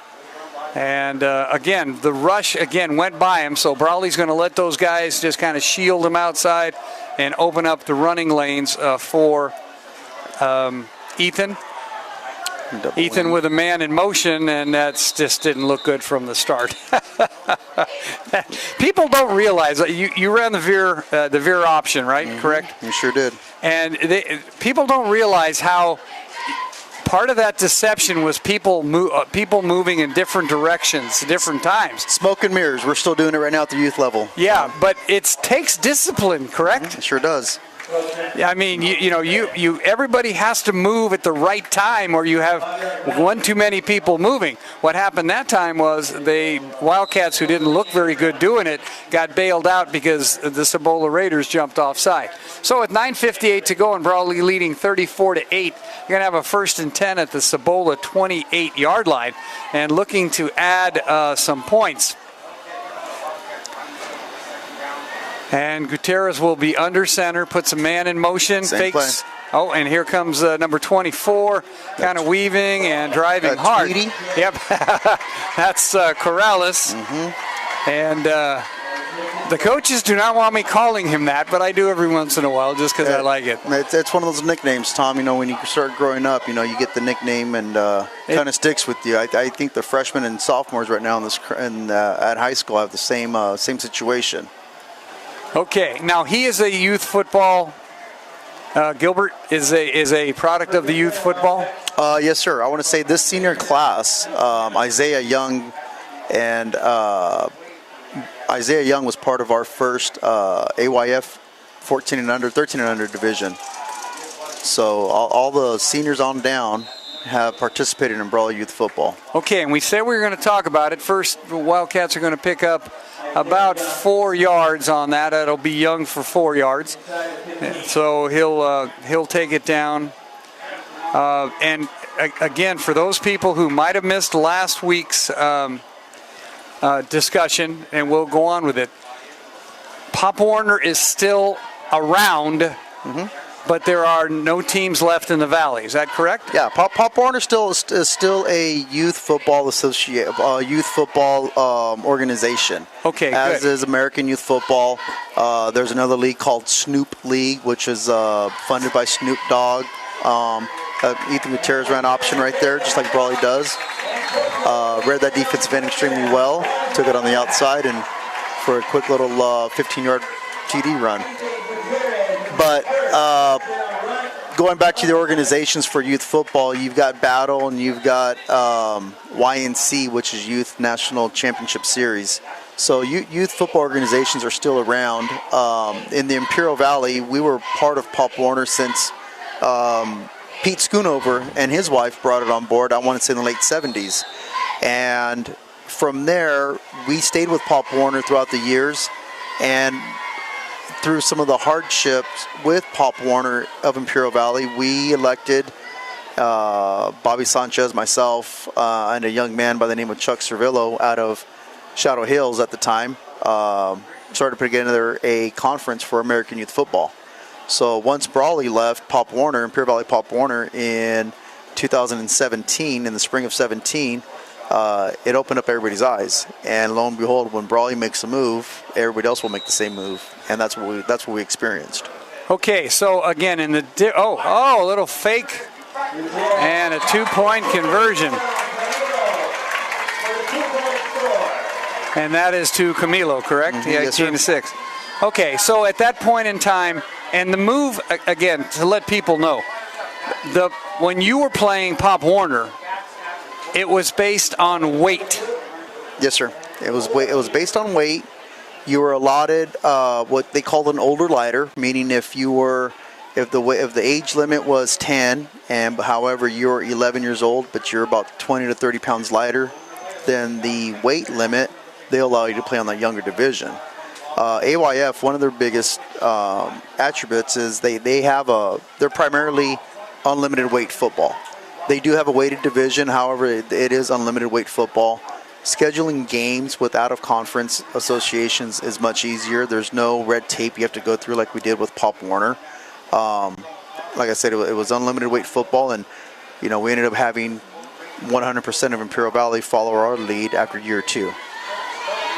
Okay, and the bottom line is that youth get used to playing against people that are bigger, but not, again, as Ethan Gutierrez, as I was commenting earlier in the webcast. Wow, yeah, somebody tackle him, don't run by him. He admitted to me when he was a freshman, his comment was, I was being chased by adults. Yeah. But the point is, if somebody is your age and bigger than you are, that's kind of like just PE at school, right? There's always somebody bigger.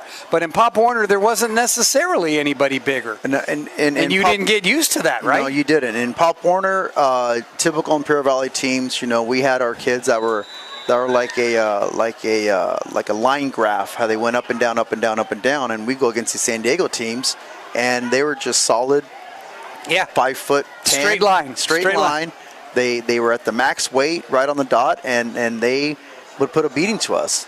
And number 20, the Cibola running back, number 20, he's one heck of a runner. He pops out to the outside and keeps his motor going.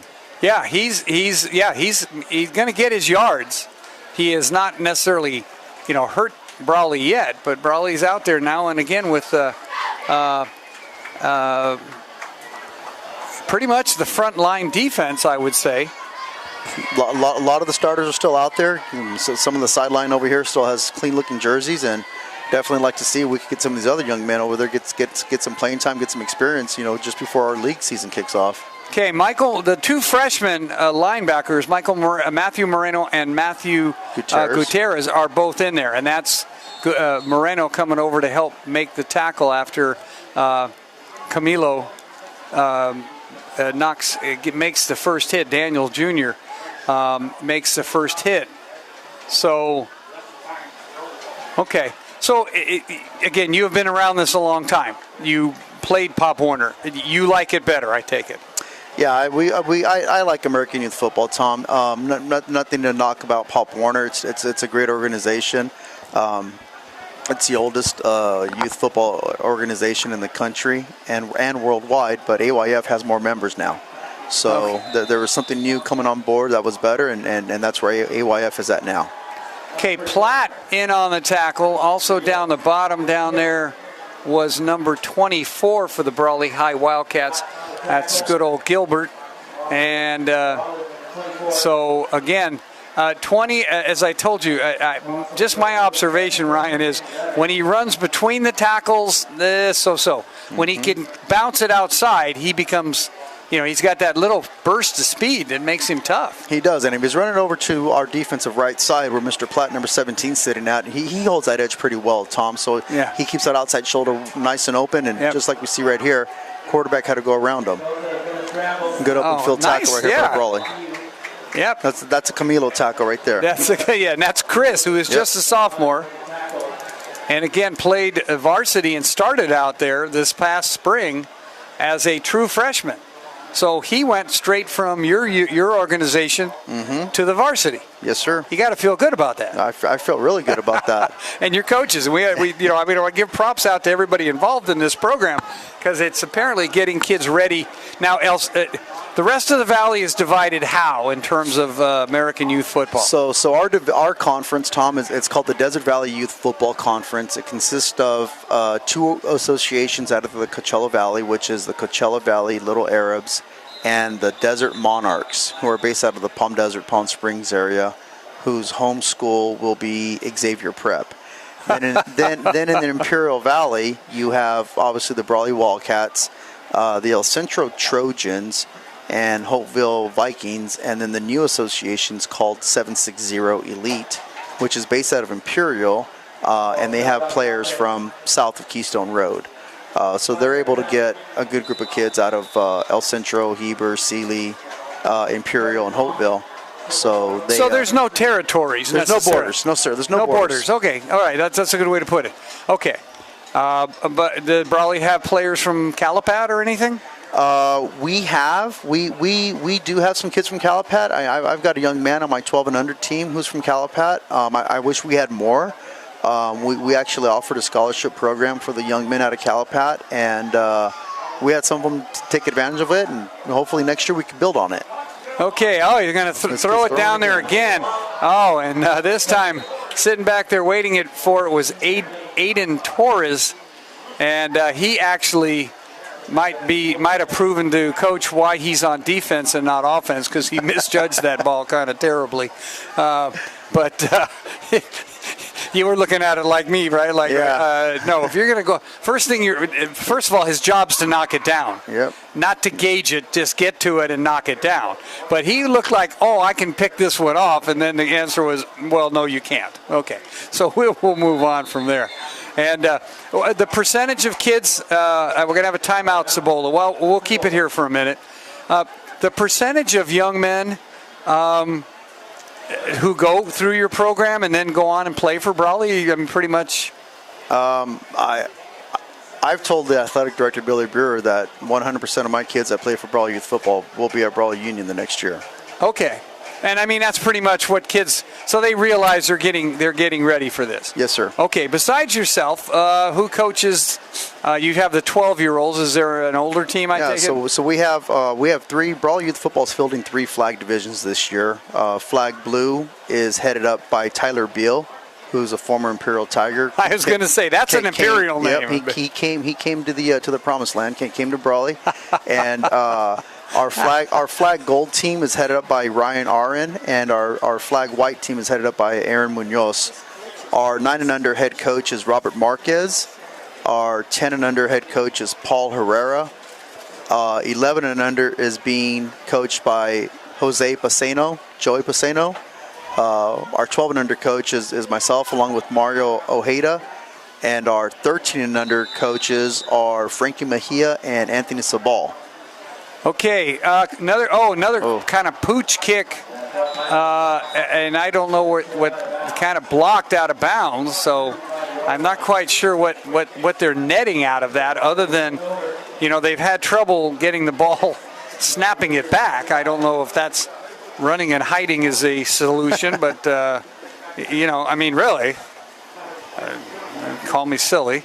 Brawley leading in the game by a score of 42-8. Tom Ronco with Ryan Rebelar, kind of a special guest. We've enjoyed having folks up and talking about different facets. And so much of Brawley football has changed, and I'm going to be the first to admit that I don't have my thumb on the pulse. Shouldn't have put your thumb anyway. My finger on the pulse of what's going on. So I really appreciate people coming by and explaining, because this is the first I've heard of it, and it's been there for 3 years, you're saying? AYF, yeah, we started AYF, I want to say in 2017 was our first year in AYF. 2016 or 17 was our first year. All the years get combined. I'm dropping back again. Here comes Ethan. Oh, here comes Ethan, and whoa, he's under pressure. Stops and has a chat with his offensive coordinator, which is kind of a cool opportunity. Okay, so lots of people are involved in this, and again, it's Pop Warner was a pipeline. Yep. Don't get me wrong, but not the pipeline that this is, because you do not have the linemen involved, and now you do, right? So you're coaching at like a different level. We are, our linemen are no longer like it used to be with Brawley. When our guard's 150 pounds, our pulling guards are going. Hey, I think Justin Tackett was probably one of our best.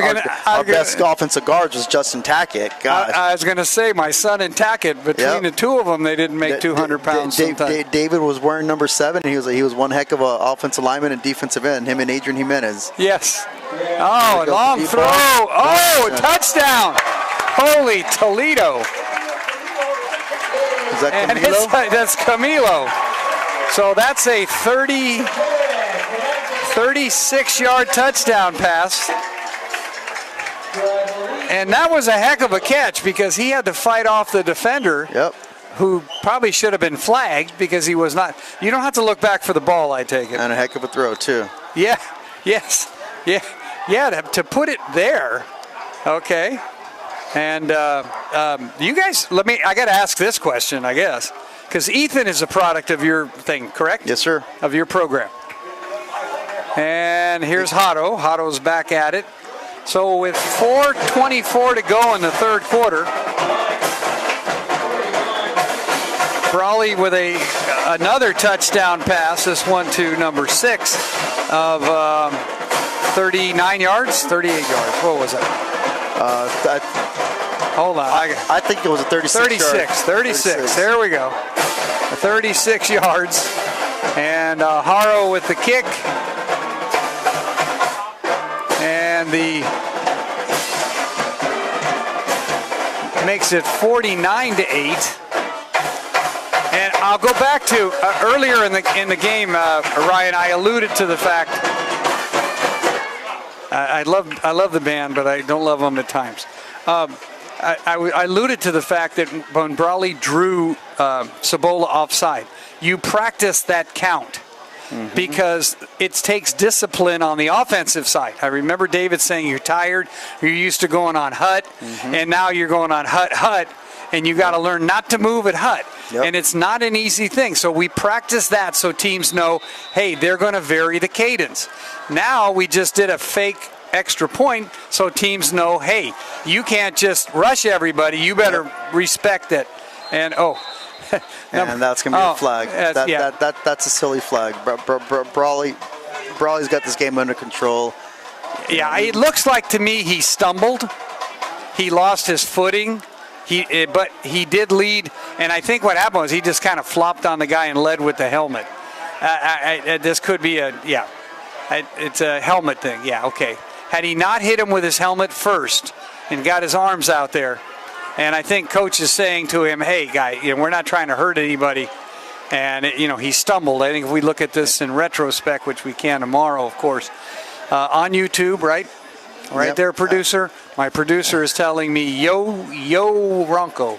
Yep. You go, boy. I think with the penalty like that, you definitely want to keep the hard-nosed football pressure, football discipline, but you definitely want to. Well, the kid tripped. I mean, if you trip and fall and hit the guy with your helmet, it's not like you're. I've seen some spears in my life, and I've felt a couple, quite frankly. 4:22 to go. Brawley leading now 49-8. Here comes number 20 again. And here comes number 20 again. Run. And you know what I like about him? 12 yards. He doesn't stop. He spins. Good running backs instinctively spin. The minute they feel a hand on them, they spin away. And Brandon Young, who you had the pleasure of playing 4 years with, and were you on his Pop Warner team too? Brandon was afforded the opportunity to play football his 8th grade year. So yes, sir. Okay, yeah, because that's when my son joined. So that was a. But you're right. I tell people about going to this. Pineapple Bowl, Apple Bowl, Cherry Bowl, up in Fallbrook, who we're going to play in 2 weeks. And I just remember, like you said, we had a guy, avocado. There you go. I got the wrong fruit. Okay, I should have known Palomar Valley avocados. Okay, I thought they don't only come from Mexico. Okay, so too many commercials. But I just remember, like you say, I remember our guys, Andrew was probably 118 pounds. David was maybe 129 pounds. We had a couple guys around 138 pounds. That was the limit. We had one or two, maybe. Okay?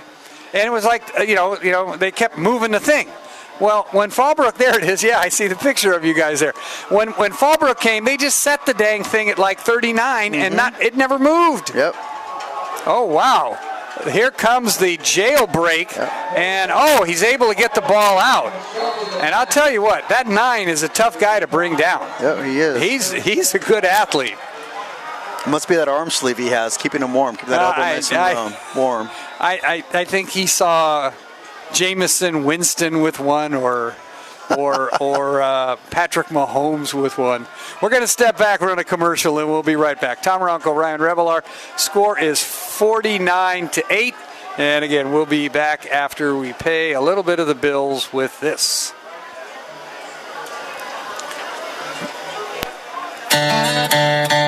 Got that new home edition and you're keeping it covered. Brad, I can help with coverages. Man-to-man coverage, zone coverage, combo coverage. I don't know, Peyton. I was thinking the types of coverages that your nationwide agent offers. Oh, like home, auto, business, life, farm, boat, your tour bus. Products availability varies by state, agent, and other factors. Nationwide Mutual Insurance Company, Columbus, Ohio. For all your many sides, there's Nationwide. Call Hart Insurance Center, 898 Main Street, Brawley. Or go in the right Prince before Plaza, fourth quarter. 1503 North Imperial Avenue, El Centro. Since 1945, we have a heart for personal service. Okay, welcome back to exciting Brawley High Wildcat football. And again, the inevitable with fatigue and heat and everything else. I don't know if that's Doc Suarez out there. Did he wander out there? The Yuma schools, Arizona, AIA, requires a certified trainer at every athletic event. So you see, there's always somebody, and I don't know why, but they've traditionally been girls. Although IVC, a long-time trainer out there, I'm trying to think if I can see his name, Bruce.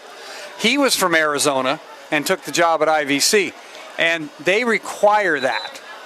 And I think that's, of all the silly ed codes we have in California, we're missing the one that would actually be one of the ones that would actually be very, very helpful. Yeah. And again, it's the thing about, they don't want to have to hire, they don't want to blah, blah.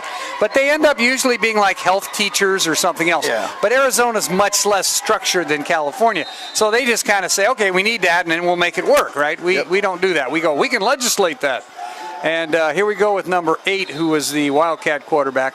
Not the Wildcat quarterback, but a quarterback of a Wildcat offense last week for them. And again, I just remember Pop Warner being, and they told me that all the kids in Fallbrook in the area that were not big enough to make the freshman team, they'd go down. They would put them in Pop Warner for a year just so they could crush people and then come out and try to make the JV. So it's sort of like your little punishment. So these kids not only were bigger than us, but they had attitudes. They were like, oh, okay, if I got to play these guys, I'll make them pay. It's interesting because Fallbrook at the time was a really powerhouse team. And it doesn't get a lot of credit in the San Diego section of CIF because, like the Valley, it's a redheaded stepchild. It is so far from San Diego that they played most of their games in the southern section of CIF. You know, they played in El Toro and all of those, Orange County teams. Orange County team, the South Orange County, which at one time was kind of isolated too. So they're all, and that's a tough area. It was a tough football area. And now I understand, they've not been as strong the last couple of years. And so I think the first time we've ever played them officially is a high school. But we were always being invited to that Avocado Bowl. The other moral of the story on that, just as you go forward with American youth football, when people are willing to invite you to a bowl game, be skeptical. Yeah. There's always that carrot can be dangled in front of you, but sometimes you don't want to bite it. Yeah. I mean, I've been on the other ends of some good beatings. The Avocado Bowl comes to mind, the Lettuce Bowl. We were victorious in 1989 when my Uncle Ronnie was our head coach when I was in the 6th grade. And we ended up winning the Deer Bowl. Not only were we conference champions in '89, but we won the Deer Bowl over in Phoenix, Arizona. So sometimes it's nice to go to those bowl games, get the extra playing time. But sometimes you might want to think twice. Yeah. Yes, and you've also coached here at the high school, correct? No.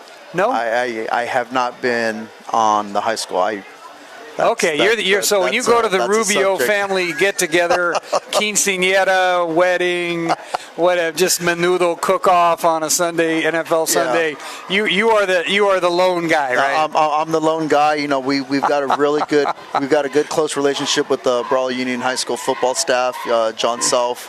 You guys are the staff. We are, yeah. We're at the Glazier Clinics together. So yeah, we feel like we are the staff. And I'm laughing. Your cousin, of course, Rick, is right next door to us. Just coached the JV. My Uncle Ronnie's right next door to us. Your Uncle Ronnie's on the other side. Yep. And then my cousin Randy coached. Randy coached here at Brawley. Yes. My senior year, my Uncle Ronnie was on the coaching staff along with my cousin Leonard Barra. Yep. Chief of Police of Imperial. Yep. So we definitely, our cousin rookies over at Central. I think everybody knows that. So yes. We know a thing or two about football. You with Leonard and Imperial and rookie down at Central. Yeah, these family get-togethers must be getting a little more intense, but we won't necessarily go into that. Yeah. I'm just going to prognosticate on that. Although I'll tell you what, two of the nicest guys, off the field you ever wanted to meet, Rookie and Leonard. I don't, on the field, that's totally different between the lines, but outside the lines, just really two genuinely nice people. Yep. And just ended up where they ended up. So, not through everybody can't be a Wildcat. I guess that's the bottom line if you want to throw it out that way. Okay, and you have a son? Yes, sir. My son Ryan Jarrett RJ. He's in the 6th grade. He's in the 12 and under division, along with my nephew Rick Bambino Rubio, which is my cousin Rick's little boy. Him and RJ in the same grade, same class, same football team. So it's going to be great watching all these young men grow together. So it just continues. Is that what you're saying? Yes, sir. That's what you're saying. We've got my nephew Raiden hopefully coming in. My sister Amy's little boy. Hopefully he gets back on the football field here shortly. And then my nephew Russell is over and he's going to be a resident of Virginia with his dad in the Army as a captain. So they're transferring over to Virginia, and he's a freshman. Hopefully he's playing football over there here shortly also. Wow. But that's what makes the Valley the Valley. Yep. I mean, it couldn't be any other way. And I was talking earlier also about Cibola starting when you came in, and about a gentleman named Ron Koenig, who was one of the first ADs at Cibola. And he played Brawley, and he and I I was AD at the time, got to become pretty good friends. And we played in a lot of sports, and every time he came to Brawley, whether it be wrestling or basketball or soccer or baseball, he just was always impressed with the parental support, the fan support. Just he'd go to a Brawley. He came one night for a Brawley baseball game, and I know because I had to feed the guy every time he came over, so I know how many times he came. He was here a lot. He liked it. Liked our food, by the way, too. I'm sure he did. I couldn't find a restaurant he didn't like, to be honest with you. Hopefully you took him to Town Pump or Brownies at the time. No. I'm not taking that guy to the Town Pump. He would have been here every night. He just scheduled me every other week. There you go. But in all fairness, he asked me one time, he just kind of sat me down and said, I want to, he went to Southwest, and he was at Southwest for about a year, and then he called me up, said, I want to talk, and we met up, and he said, I want to know how it is that Brawley can dominate, certain things. And I just told him, I said, you got a brand new school. You don't even have a kid that goes home and his father says, well, when I was an Eagle, I said, we got great-grandfathers who say, when I was a Wildcat, and you better not let us down. And then Grandpa joins in. And then Dad joins in. I said, and uncles and cousins join in. I said, you are not a player. You are a responsibility. You are a legacy. Oh, nice tackle out there. Our tradition at Brawley Youth Football, our saying at Brawley Youth Football is tradition starts here. And then that's one thing that we've instilled in our kids is when you put that gold helmet on, when you put that gold helmet, and Brawley Youth Football has a traditional gold helmet, you're representing your town, your community, your dads, your uncles, your grandfathers. We lost Mr. Myers here back in 2020, and you want to talk about a football family, get the Myers together, and it's phenomenal to hear those people talk. And Brawley athletics and the community of Brawley is very strong. Just like you said, I think Jason Turner from Hopeville told me, hey Ryan, I wish Hopeville had the community support that Brawley has. That last tackle, by the way, was by Matthew Moreno, son of Quito Moreno. Nephew of Joe and Ricky Moreno. Great people. And brother of Michael Moreno. And older also brother the of Mason. And Mason Rodriguez is in there. You have the Anayas, all the Anayas that played football and wrestled and everything else.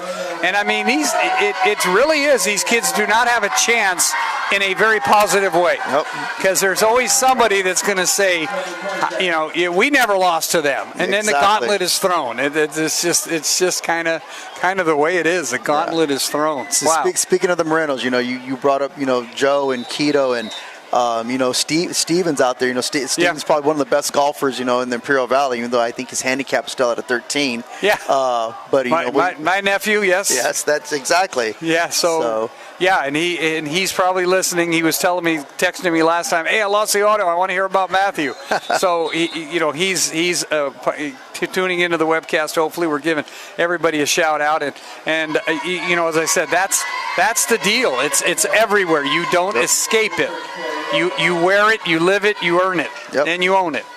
My wife gets upset at me because she says every weekend I'm wearing a Brawley football shirt or a Brawley football polo, and I go, well, heck, honey, it's easy to throw one on. And well, now that my daughter's playing varsity volleyball, it's okay now. Even better, exactly. It's okay now. It's okay, and now she will start, another tradition. On the female side, it's just kind of the way it goes. Brawley now with a few cleaner jerseys, trying to see if Dawson Figueroa, Dawson's in there. Number 22 is your quarterback. And again, you're kind of an example of this.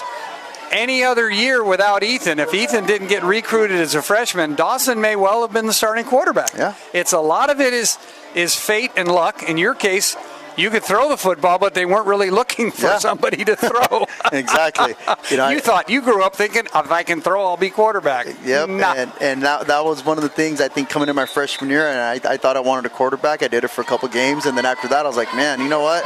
I'm really liking the defensive side of it. And then I got thrown in there again my junior year, thinking I was going to stay up there on the varsity level, but they needed another JV. They needed a JV starting quarterback, so I got the nod. And Steve Cato was the one who gave me some good encouraging words about playing that second year JV. He just told us to dominate, in which we did. I think we ended up going 8-2 that year. And there were just so many juniors. We couldn't play them all.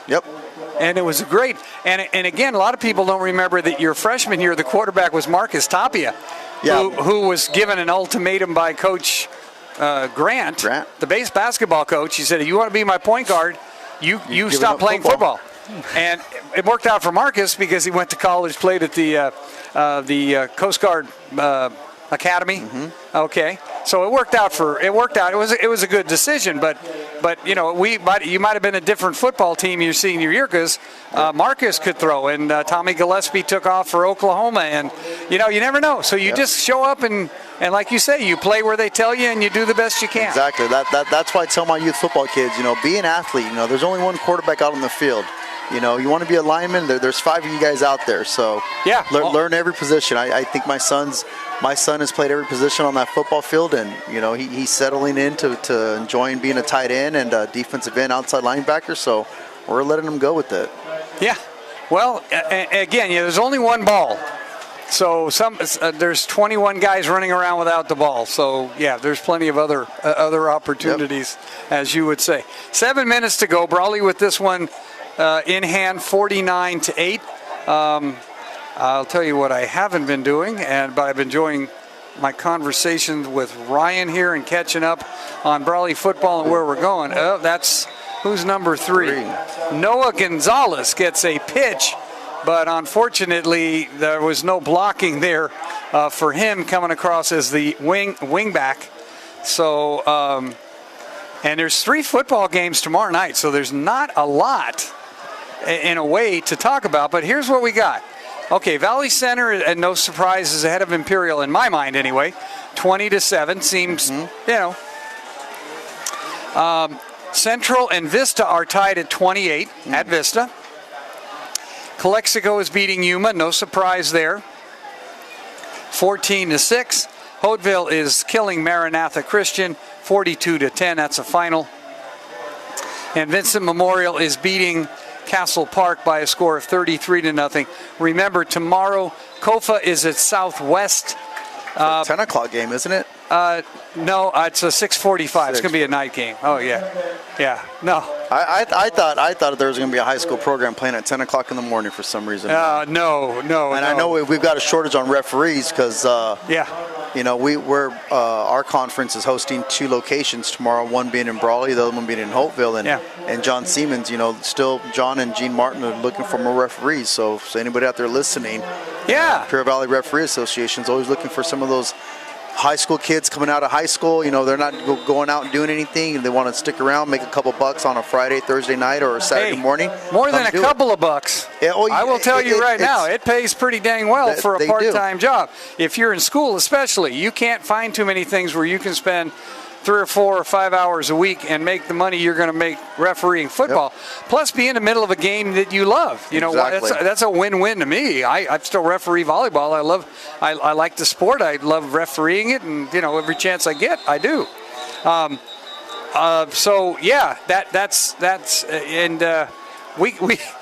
We don't have a lot of alumni out there as referees. Did you notice that? We don't.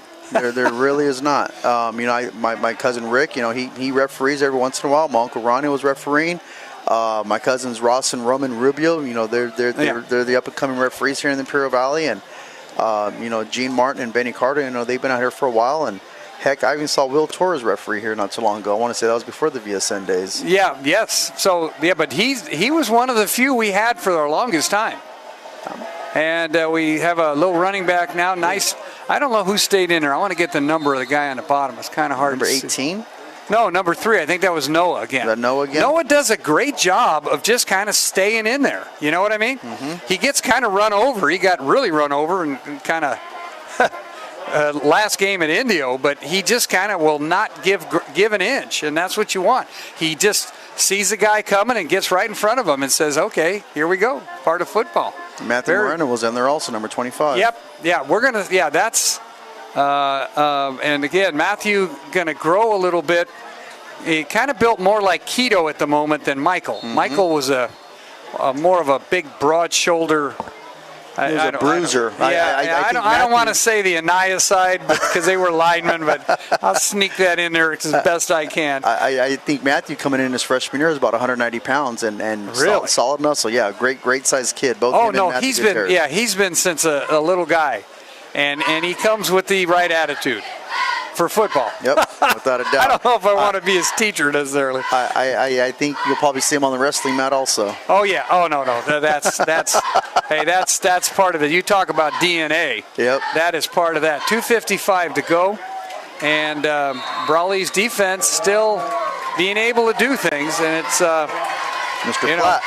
That's Robert.